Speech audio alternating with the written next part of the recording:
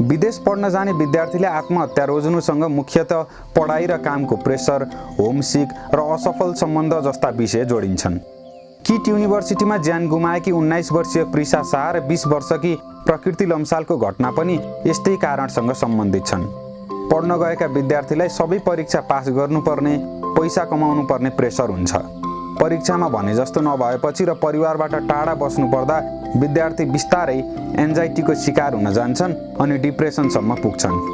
सन् 2017मा बङ्गलादेशको ढाकामा डेन्टल पढिरहेकी विनिसा शाहले होस्टेलमै आत्महत्या गरेकी थिइन्। ब्याचलर तेस्रो वर्षमा पढिरहेकी उनी आत्महत्या गर्दाको दिन परीक्षा सकिनुभन्दा आधा घण्टा अगाडि मात्र परीक्षाको हलबाट निस्किएकी थिइन्। उनी सिलिङ फ्यानमा झुन्डिएको अवस्थामा मृत भेटिएकी थिइन्।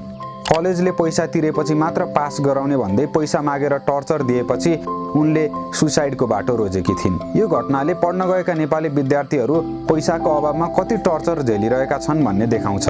यो घटना पुरानो भए पनि अहिले पनि त्यत्तिकै सान्दर्भिक छ।